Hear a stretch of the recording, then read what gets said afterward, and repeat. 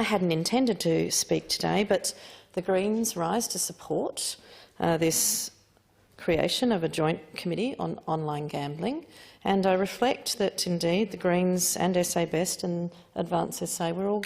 vehemently opposed to the legislation to allow note acceptors in poker machines in our state that saw what I would call a dirty deal done behind the scenes to allow that to happen, with some concessions and some hand-wringing,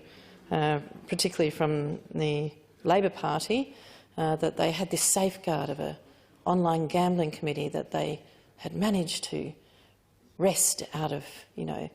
largesse of the government. Indeed, facial recognition technology was also put up in that piece of legislation by the Labor Party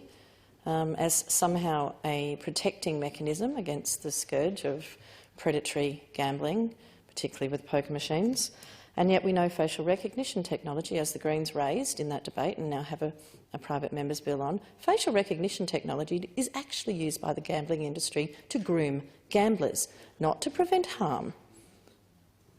And the Honourable Tung No looks at me with interest.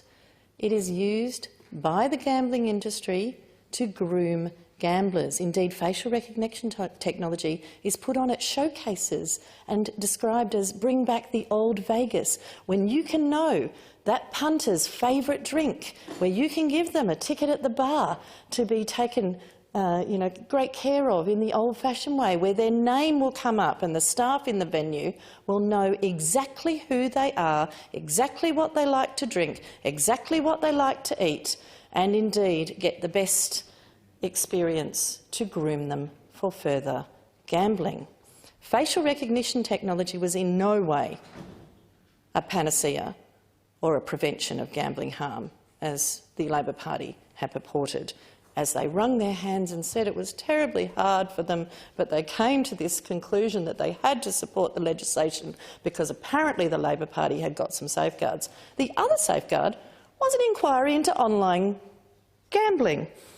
Indeed, here we are in the upper house. The voices in opposition to the bill are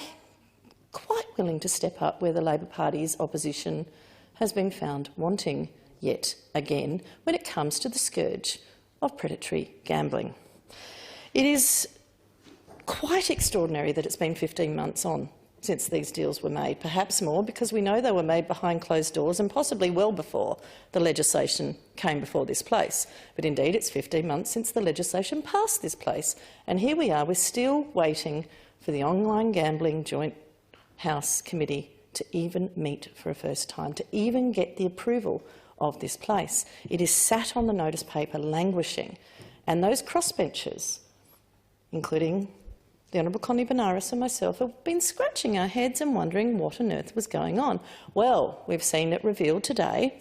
what has been going on, which is that the Labor Party, with their hand-wringing and their facial recognition technology panacea that actually promotes gambling harm rather than prevents it,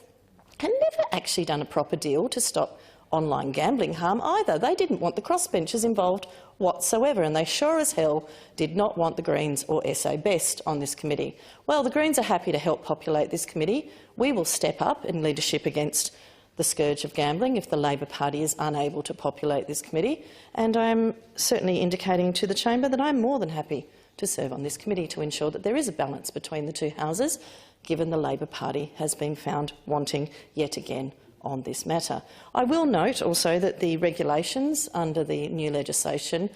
through the work of the Commissioner and the Attorney-General, have sought to prevent facial recognition